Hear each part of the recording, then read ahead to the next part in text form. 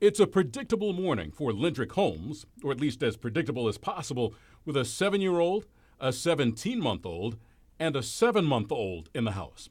But when you have sickle cell, predictability is priceless.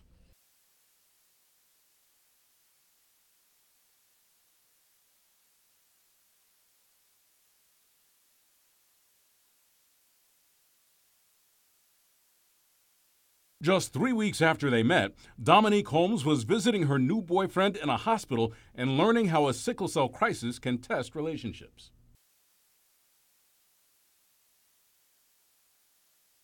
A sickle cell crisis happens when an abnormal protein in red blood cells makes them sickle-shaped, clogging blood vessels, starving organs of oxygen, and creating intense pain.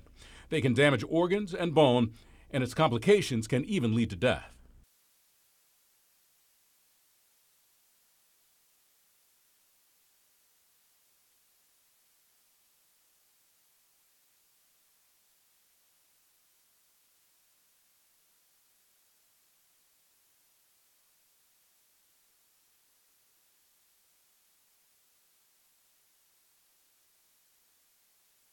Holmes needed that support and his fighting spirit when he was chosen for a clinical trial at the National Institutes of Health in Washington. Their gene therapy approach starts with removing a patient's stem cells. We collect those stem cells and we send them to a lab. And the lab then uses a virus to do what's called a transduction process. That's where we actually put a new gene inside those stem cells. Dr. Julie Cantor runs the adult sickle cell clinic at UAB. And while she did not treat Lindrick, she was part of the NIH team working on the trial. We bring that individual back into the hospital and give them chemotherapy.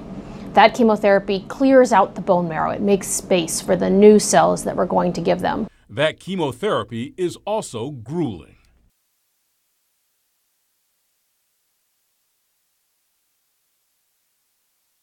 But Lindrick fought through the treatment as his body recovered. In the meantime, those new stem cells swim like salmon back into the bone marrow where they're supposed to go, and they start to grow and develop. And then they make healthy bone marrow that does not have sickle cell disease. By the time he was released in March, Lindrick had missed the birth of his youngest child and the first steps of another.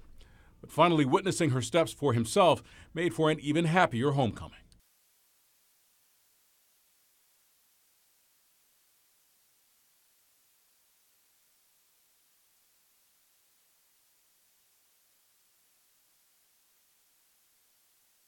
Meanwhile, Dr. Cantor has brought the trial to UAB and has already enrolled 2 patients. I just wish I had more spots. I'm incredibly excited about this therapy. The Holmes family is also excited, planning a future that no longer gets blindsided by a blood disease.